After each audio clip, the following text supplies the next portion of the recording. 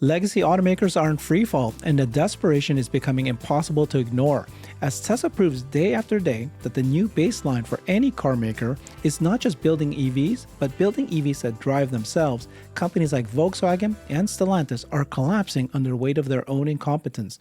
Most of them still can't even do over-the-air software updates.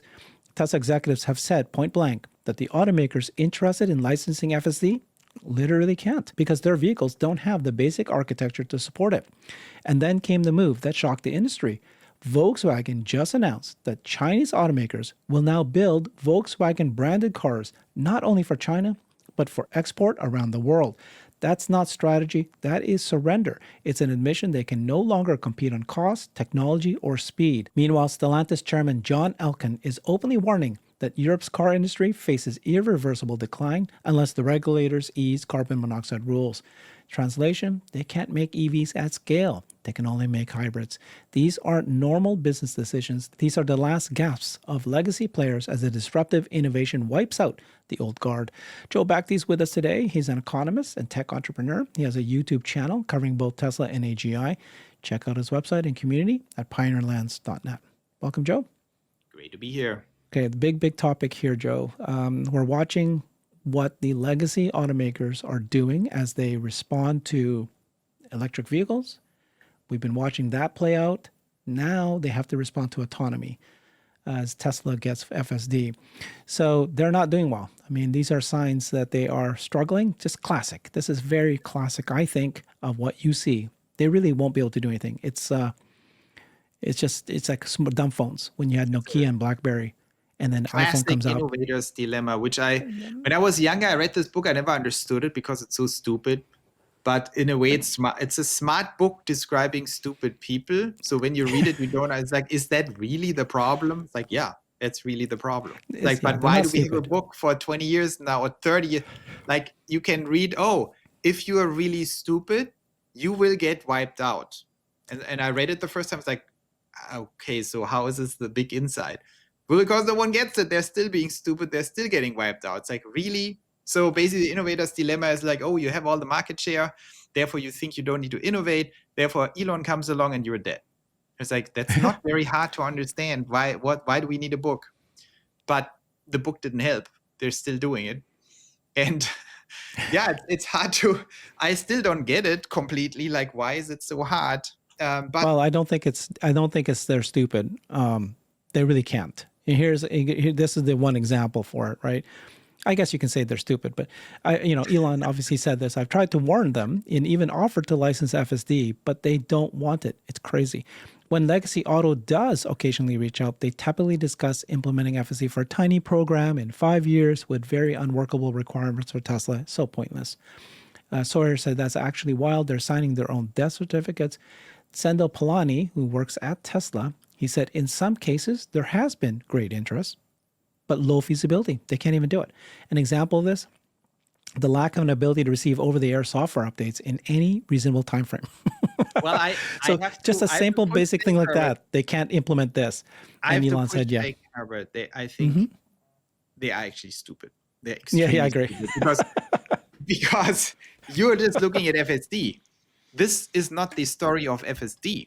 This is the story of Toyota, of Mercedes-Benz owning 10% of Tesla and could have easily owned 50%, of Apple not buying Tesla. Like, there's an endless array of these losers, including Apple, who is a total loser. It's like Volkswagen, basically, who don't get it, right? Who are sitting there getting disrupted for decades with people like me and you and everyone else saying, like, hello, like 20 years ago or whatever. Like, in 2008, I told everyone, Elon is going to kill everyone. Are you nuts? Like, look what he's doing. And then I said it in 2015 again. They are not listening. And so, yes, they're stupid because it doesn't even take much. How much would it take Mercedes to, get to 30% of Tesla? Nothing. Like 10 billion or something back then. They already own 10%. Elon would have happily given them, 20%. So this is really stupid because it was not hard to figure out. And it didn't even cost much to do these things. Same with Volkswagen today. Why don't they own much more of XPeng, for example? They know they are dying. They know they could have gotten these Chinese guys cheaper.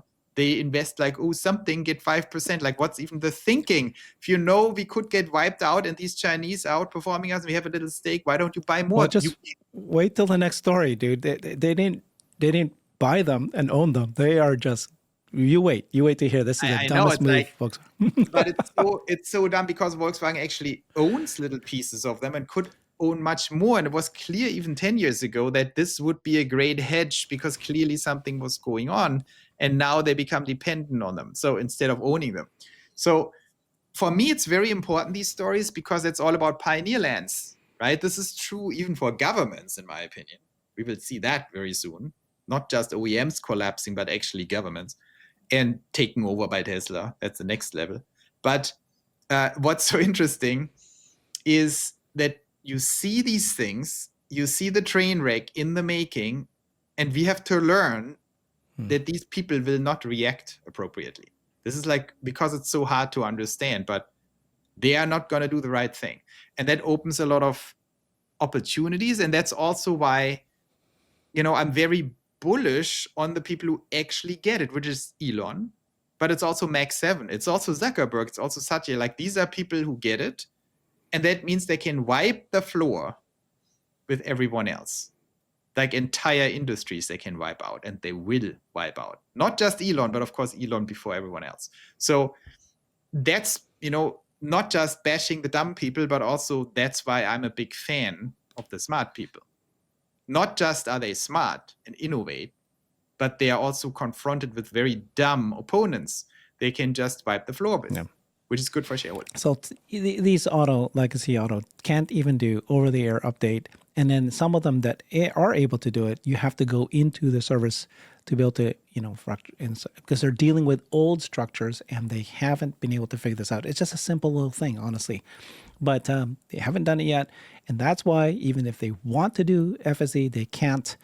And then we know that many of them won't. So here's the dichotomy. The dichotomy is you've got this disruptive innovation, okay, electric vehicles, then they get it. Then you've got this disruptive innovation, autonomy, and they get it. Well, someday that will come, I'll die. But then they'll say, I can't partner with Tesla because that makes me a brick. But on the other side, I can't build it myself, and that makes me, I'll die anyways, right? So they're choosing between two death process. Same thing's happening now with Volkswagen. Take a look at this story. It's just crazy for me. So they have decided that they're going to have their electric vehicles made in China. And that's not a new thing. Many, almost all of the automakers have done this. They all went to China. They all tried to first launch their brand in China. Like the funniest headline, by the way. Imported it, couldn't do it. So then they start partnering with Chinese automakers. They all did this, and they put a badge on their cars, and they sold it into China. But even then, they basically have lost. They used to have 40% of market share in China. Now they're under 15, under 5. They basically are no longer desired by Chinese. But what's happening here is Volkswagen is now saying, I want you, Chinese automaker, to make my car, all of it. But now I want you to sell my car, not only in China, around the world. So I don't know, man. Like, this is going to be, they're going to make 30 EVs. So here it is, preparing to release 30 EV models in China over the next 5 years. Okay. Localized research and development. The car maker said compared with 2023 production costs, the cost of some models in China have been reduced by as much as 50% due to supply chain efficiencies, battery procurement, shorter development periods, and lower labor costs. So they can't compete because in China, they figured out how to do this very efficiently. So now they go, okay, you guys go ahead and build the cars. But now we're going to now, they shortened the development cycle by 30%, which takes about 50 months. And so it's initially described as strategies in China for China. That makes sense. That's fine. Now they're going out of that, and they're going to sell out of this group here. So here's, hold on, let me get to that point here. Where am I going here? Oh, it takes them a long time. Michael Dunn does a great job covering all this. Anyway, so yeah, I'm trying to find this. Surrender. I missed it. The point where he just said, sorry, guys, I should have found this earlier. I thought I looked at it. Critical question: would you these export from China? And now they're doing it. They're exporting from China. It's not rocket science. Basically, defeat Now you're folding, your remaining little pieces go to China, and then you're done. I mean, it's kind of also not very hard to understand, but now it's too late to do anything. And of course, it's a whole story about Germany and the German industry. I mean, they have done everything they can to destroy Germany over the last 10 years. The politicians, like blowing up your nuclear plants, very smart, allowing the US to blow up your pipeline to Russia, like basically have no energy left. And now the car makers make all these stupid decisions. I think one important thing, because it ties into recent Tesla board and so on drama, is we have to understand it's not just dumb people, even though some of these people are very dumb, but it's dumb organizations. And the difference between that is you might have smart people who have to make dumb decisions. And that is called governance, right? So governance is basically a dog whistle for let's create very bad organizations. Because governance means you're pushing all these incompetent board members and DEI people and proxy vote people into an organization, so no one can make a decision anymore. And then it becomes decision by consortium and stuff like that, plus government pieces in Germany for Volkswagen, 20% government. So that is why it's so important, if you own a stock and you want to make money, to fight that tooth and nail.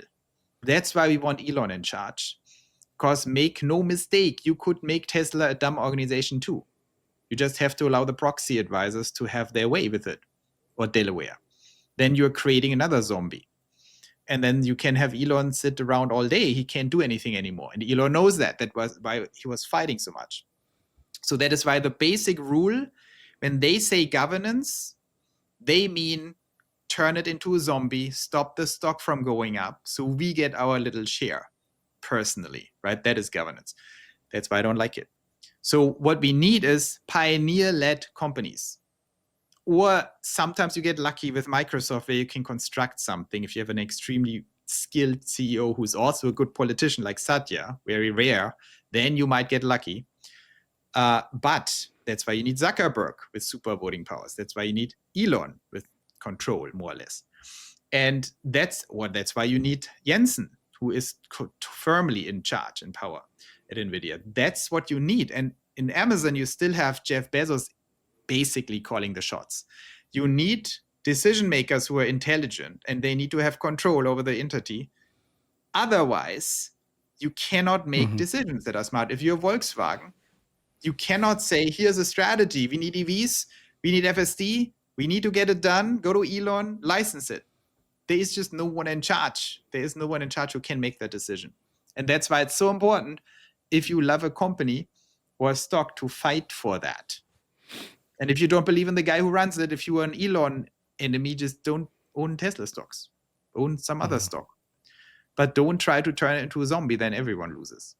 So I think that's, that's on a governance level, very important to understand. That is another reason why these companies are so incompetent.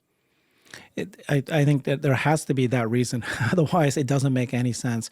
Because look what they're doing, right? It's like they're forced to do this because they can't do it on their own. But look what they're doing. They're basically feeding their own death. Because the China car exports, this is global automakers. Look at that. It used to be 1.3 million. Now they're at 7.7 million. And so now you, as a Volkswagen, European car maker, are funding the Chinese automaker to create the cars for you, to sell the cars for you around the world. You are, I mean, you're funding your own death. No, it's like, it's hilariously idiotic. But what is very important, that's why we have a YouTube channel to explain these things. That's why I have pioneerlands.net. Go there, by the way. Because it's important to penetrate these things intellectually. What is even going on? And I'm working on one piece that explains governance on a larger scale, on a state level. Like what is a state, right? How are we creating new societies that are actually effective? And what we have to understand is that if you rule by committee, if you rule by democracy, which by the way is a good base model, but if you want to do things democratically, you're failing, because you can't have committees sitting there trying to cater to their voters. And that's exactly what these organizations are, Volkswagen, right? There is no one is in charge. Everyone has little stakes. Everyone wants to feed their own interest group and be political against the other. That's the organization. you cannot create value anymore because everyone is so exhausted from politics that no one even cares anymore. There's no boss of Volkswagen who says, oh, if we want to survive and actually have employees in Germany and actually sell cars, we have to do ABC. No one is home. No one is in charge. The CEO says, I need to get my next quarter. I need to get reelected. Oh, this guy says I should do this. That's what's going on there all day long. That's how people spend their time. Elon doesn't do that. He does it maybe every 4 years to fight against Delaware or something. But most of the time, Elon sits there and thinks about actual Tesla. It's very important that that's not a normal CEO. A normal CEO thinks about, oh, I need to play golf with this guy, and this guy wants me to see that senator, and that senator is asking for this. No one thinks about the company or the product. That's not a normal company. Yeah. So and they're 3-year tenures as opposed to caring about something that's going to change the company forever. That data, by the way, is coming from Michael Dunn. I've interviewed him several times. He used to be the GM of CEO of president of GM Indonesia. So he knows his stuff. He's a consultant to many automakers and Dunn Insights. He's the one that's kind of sounding the alarm here. What are you guys doing? Another one is Stellantis. Stellantis chairman John Elkann. He's back out warning the European auto industry that we're going to risk an irreversible decline. And the reason, of course, is because of the CO2 targets. Europe has CO2 targets, and he's obviously organizing a group of people, group of autos, saying, hey, we can't do it. We cannot hit these CO2 targets. You have to, relax them. Otherwise, we're done. I mean, he's basically the same story, right? The proposal includes allowing the plug-in hybrids, extended range EVs, alternative fuels.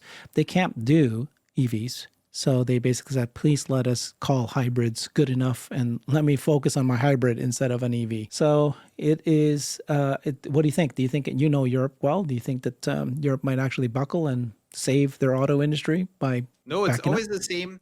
It's like Ukraine war and Russia. They're not going to fix anything. They're incompetent. And the reason for that is that in order to get anything done, you need someone in charge. It's that simple. If no one is in charge, it will never work. And no one is in charge. The European setup, similar to the Washington DC setup, is no one is in charge. Everyone has other problems, right? If you're in the commission and have to decide on CO2 targets, you don't even care. It's like, I need to get reelected. I have Greta Thunberg's my friend. She's on this podcast. I should say something so she can say something about podcast. If you say like, what about Europe? No, it's like, well, no one is home. And the same is true for these CEOs. So this incredible level of incompetence cannot be explained by a human being that incompetent. It's an organization where no one is home. And I think the most visceral thing is really when you think about what does a day of Elon look like? What does he do? There's a good little report on X right now. Well, Elon gets up at 6, and he goes to Tesla. And he sits there with all the engineering teams like, oh, Optimus, oh, FSD, what's happening? Why is the chip not blah, blah, blah? That's what Elon does. What does a typical CEO do? Of Volkswagen, he's like, oh, I need to play golf with this senator. Oh, great. I need to drink a cocktail with this senator. It's like, okay, have you ever thought of cars? What do you mean car? I'm not the car guy.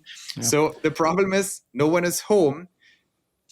And that is also the great explanation for, a lot of dysfunction in politics. It's not that everyone is stupid. Just the entire thing is stupid because it's set up in a way where people cannot be productive because they have different incentives. And so that's, for a shareholder, I think that's one of the key questions. Do you invest in companies that have someone in charge? And you can see, like, if you look at NVIDIA, for example, Jensen is in charge. He understands, like, here's my roadmap. Even in Google, someone is in charge. And that's, in a way, all you need because most others don't have anyone in charge. And that's also, for me, a good explanation, like how helpless these people are. I just did a video on the AGI, the unlimited, uncapped upside of AI for many reasons. Intelligence has no limit to how much value you can create. The people who have figured that out and have these machines, like these organizational machines like Tesla, no one can stop them. It's very simple because The only people who could stop Tesla is like Microsoft and Google, but they're busy crushing other people. So it's like they will just all expand like crazy. Because the resistance, they can take over all these industries, and they're so misorganized, there will be no resistance. That's what I think. Yeah. Which is So good if okay. you have Tesla shares. It's not good if Yep. you have Yeah, Volkswagen it's clear shares. at this point that these legacy automakers, they're struggling in both points, which is electric vehicles. Can't even do that. And then now, like both of the stories here is EVs. They can't even build EVs to the point that they've handed off to China, and they're begging the government to please stop these policies. They're done. Because if they don't even have the ability to even think about the second thing, which is autonomous cars. Yeah. And so basically, it is what Elon said, that it's going to be Tesla followed by 9 Chinese automakers.